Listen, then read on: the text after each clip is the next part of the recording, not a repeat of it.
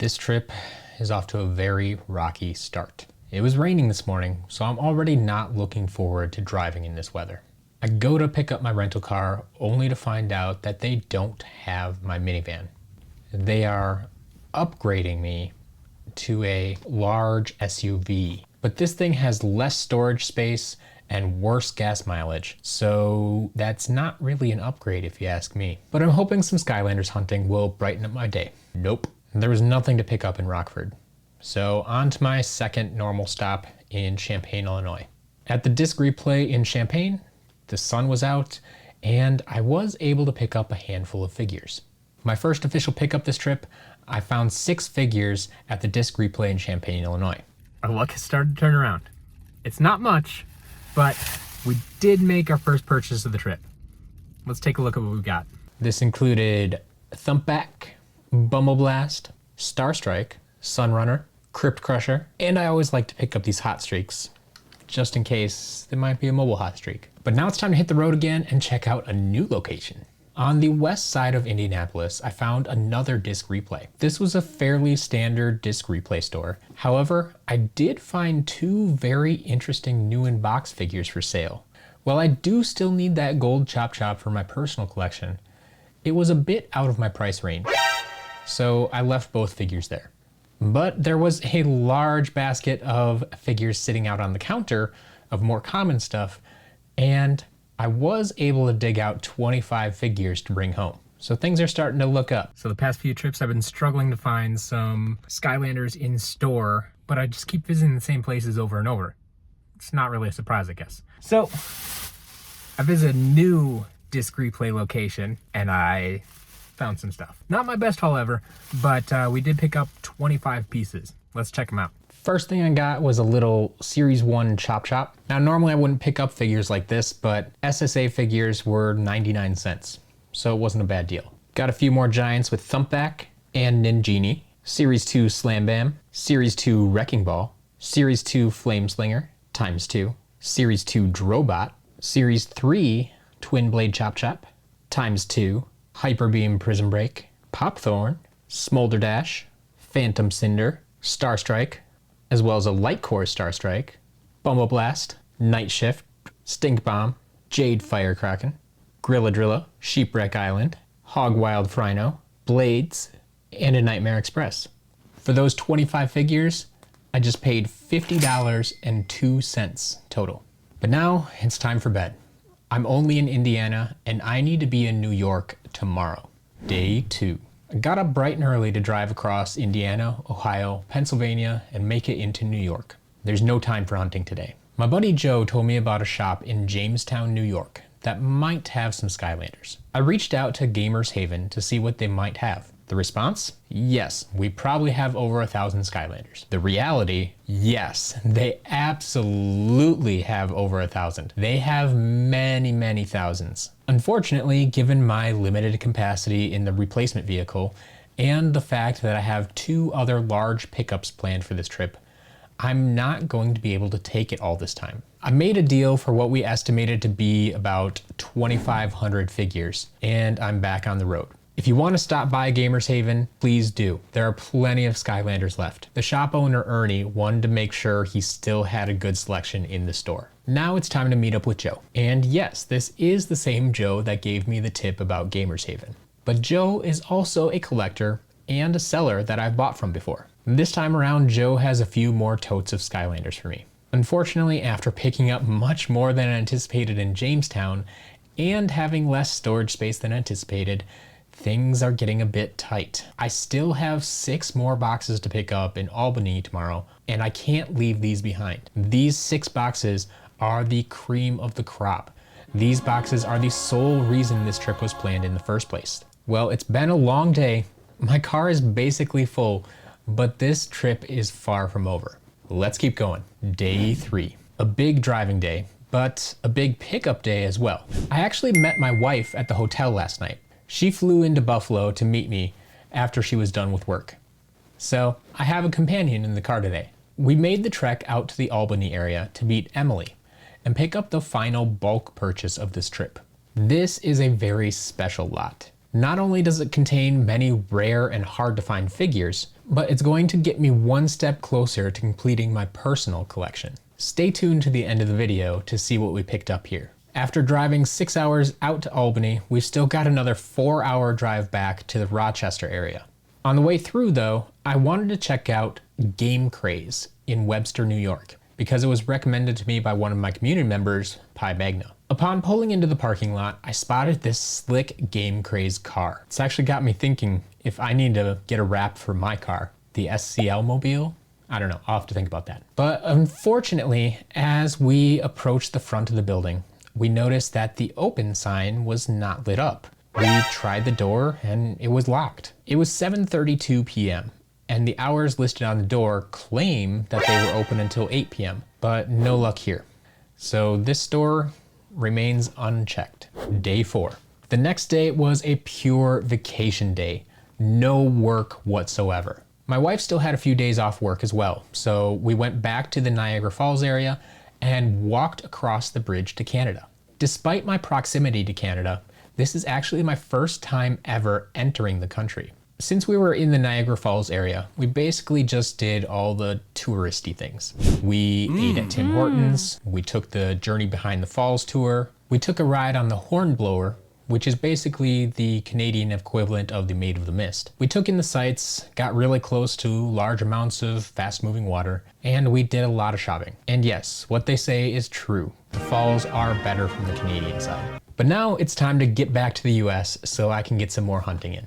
Day 5. My wife stayed in the Buffalo area because she needed to fly home and go back to work. But I have a large SUV full of Skylanders that I need to drive home, and I'm hoping I can find a few more along the way. I drove back through New York, Pennsylvania, Ohio, and into eastern Indiana. I decided to take a break in Richmond, Indiana. I had located 2 retro game shops in the area that I wanted to check out. First on the list is Retro Jake's. When I arrived at the address, I was a bit confused because all I saw was this bargain center. Upon further inspection, I discovered that this bargain center was actually a flea market, which started to make a little bit more sense, but I wasn't sure where I might find Retro Jake's. But I didn't have to look too far. As I walked in the door and turned to the left, I saw the big sign for Retro Jake's.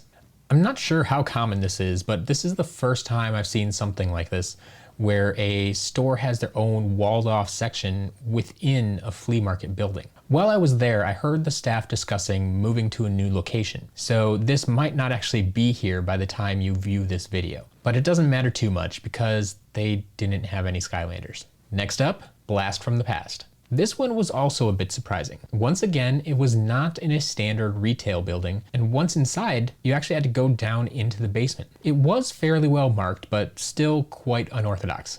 The good news though, they do have a few Skylanders games and figures. Nothing really worthwhile for me to pick up for the shop, but they do carry Skylanders, so it doesn't hurt to stop by if you're in the area. I'm staying in the Indianapolis area tonight. And I've done a lot of hunting here, but it's typically been on the western and southern sides of the city. So I'm gonna check out the north and the east. I knew that the exchange started in Northeast Ohio and has expanded into Western Pennsylvania, but I was recently made aware that there's more. The exchange has a couple of locations in the Indianapolis area and even one in Chicago. I headed to the north side of Indianapolis to check out the first location of the exchange. It's the same beautiful store that I've seen in Ohio, and I love the consistency. I did find one game here, but no figures. When I asked one of the employees about it, they gave me the full story. This was a smaller location, so they decided not to stock any of the figures here. Whenever they do get some in, they ship them down to the East Washington location. Well, I'll be sure to add that location to the list, but I have something to do first. Directly across the street from this shop is another disc replay location. Ultimately though, I'm glad I didn't go too far out of my way for this one because it was very disappointing. They did technically have a few figures, but it felt like an afterthought. Just one messy little bin with a bunch of other miscellaneous junk piled on top of them. I'm not impressed.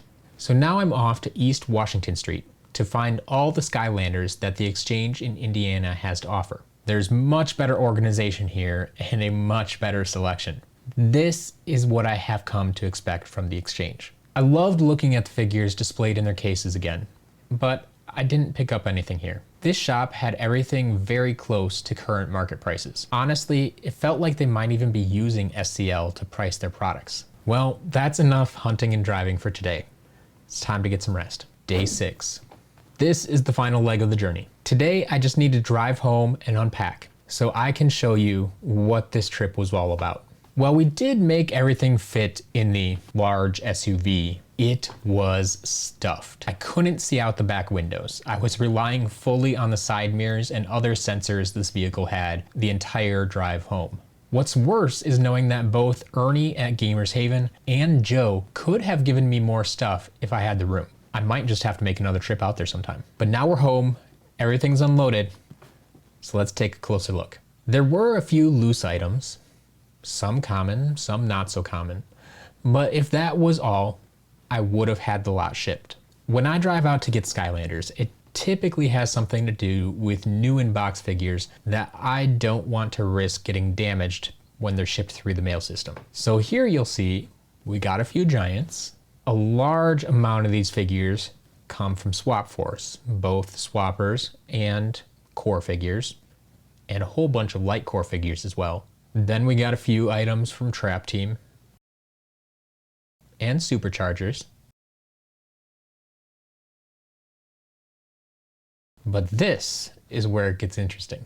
If you're not familiar with this packaging, let me explain. These are legitimate figures and this is legitimate packaging. Activision would use this packaging when they distributed figures outside of standard retail locations or giveaways or such. For example, if you purchased a figure from Walmart and it was defective, you could contact Activision support and they would send you a replacement figure. That figure would have come in one of these white boxes. So while they're not as fun to look at or display, this was a fairly unique find, especially in this quantity. Now you may be thinking, okay Matt, there were a few new in-box figures and the white boxes are fun and all, but was that really worth a trip to New York? Well, if that were the extent of it, you would be right. You would have every reason to make that argument, but we're not done yet. I've saved the best for last, and I hope you appreciate it as much as I do. Drum roll, please. We have a brand new crystal clear Whirlwind. But wait, there's more.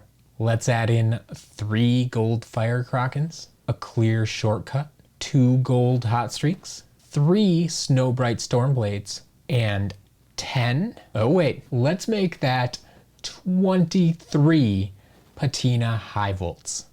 Was that worth it? Oh, you still say it's not enough? How about this? I mentioned earlier that this purchase will get me one step closer to completing my collection. But if you've been following my journey very closely, you might know that I have all of those figures already. So I have one more figure to show off. This is going to be my first ever Chase variant Chop Chop. Say hello to metallic blue Chop Chop. This means that I only need 26 more figures to complete the collection. I definitely think it was worth it. I'll see you on the next trip.